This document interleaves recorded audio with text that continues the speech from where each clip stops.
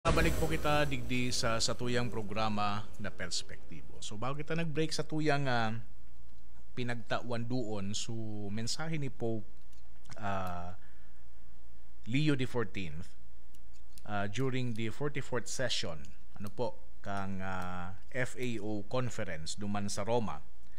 And the-mention niya to duman na sa panahon ngunyan no nasasaksihan ta no ni may kamunduan no ang paggamit kan kagutuman bilang armas no sa giyera.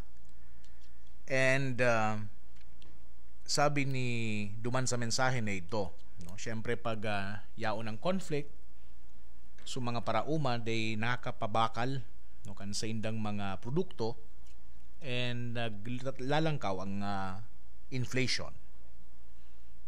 Pagkasabi kay ito ni Pope Leo no inapudan niya no kaya inagyat niya sa international community na maggibo na no to take action and to set clear boundaries tangani na ining mga nagigibo kay ining mga siring kay ining malain na mga gawi no they will be held accountable no. Sabi ni Giraray ni Pope Leo, political crisis, armed conflicts and economic disruptions play a central role in worsening the food crisis. Nyata, because they hinder humanitarian aid. They undermine local agricultural production and they deprive people not only of the access to food but also of the right to live a life of dignity and opportunity. So bako sa ini manunungod sa pagkakan mangkatiwala. No, bako sa ini manunungod sa access kan mga tao sa pagkakan. Kundi sa indang right, no, sa indang derechos na magkaigwanin buhay na may dignidad asin man oportunidad. No? Kaya ngaya ang selfishness tapos man ang indifference, sabi kan Santo Papa, must be set aside. No? Kaya po igilid muna iyan on behalf of dialogue, on behalf of mutual understanding. No? Tapag ngaya, igwanin dialogo, igwanin pagkasinabutan, no? Ang katuninongan, pati naman ang stability, will allow societies to build resilient agri-food systems. No? Pinahiling padigdi manggatiwala sa mensahe na ang climate change, ano po, pati man ang food systems, they are closely intertwined. No? Anbut sabiyon kay ini, no? Pag minaltrato mo susaro, maapektuhan kaan su ibong. Pag-igwan ng climate change, ang sa tuyang food systems, apektado man. The social injustice caused by natural disasters and biodiversity loss must be reversed to achieve a just ecological transition, one that places both the environment and people at the center. Sa Giraray, nakabase sa satuyang Catholic social teachings. Kaya nangapudan an sa tuyang Santo Papa na dapat ining mga ecosystems na ini maprotehiran sa paagi nin mga coordinated climate action, of course in a spirit of solidarity. Nin huli tan mga resources kan kinaban must be used so that everyone is guaranteed food security and nutritious diets. Sa Giraray, common good. No, bako sa nagkakapira. so that everyone is guaranteed food security and nutritious diets. Sinabi man ni Papa Leon XIV, no?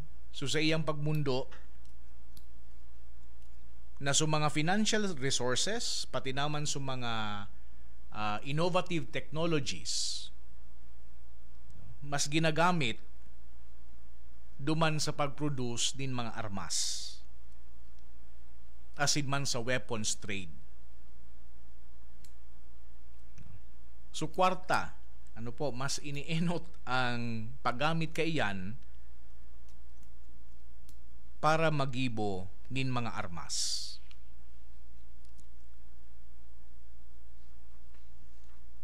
As a result, questionable ideologies are being promoted, while human relationships grow cold, corroding communion and driving away fraternity and social friendship.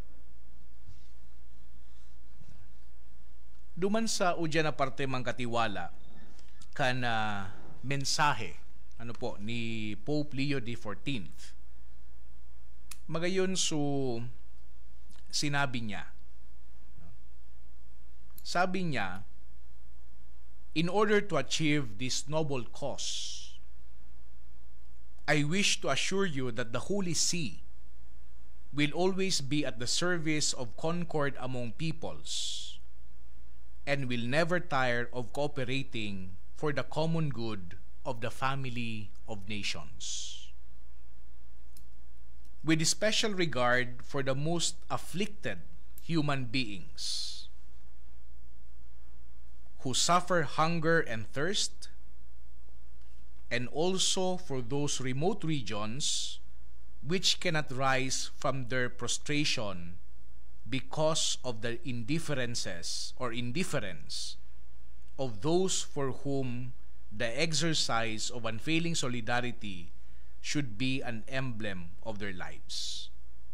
With this hope, and as a voice for all those in a world who are stricken by destitution, I pray to Almighty God that your work may bear fruit and be of benefit to the unprivileged and to humanity as a whole.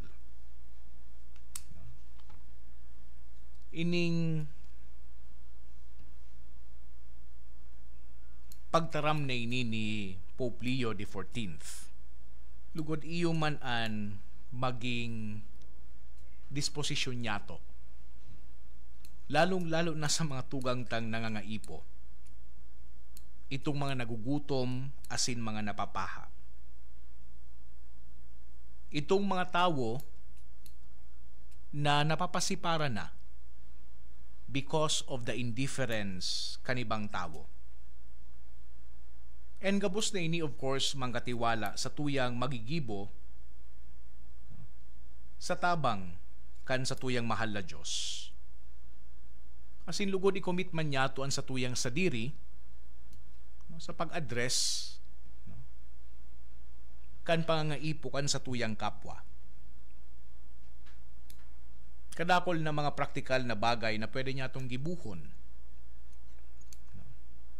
Immediately sa tuyang kanatad, kung may nagugutom, mag-offer nin pagkakan. Kung may napapaha, mag-offer nin inumon. Kung ano man ang sayad na pangaipo, kung kaya masanang tabangan, tabangan tasinda. Tama man ang God itong ebanghelyo na ginamit ni Pope Leo XIV.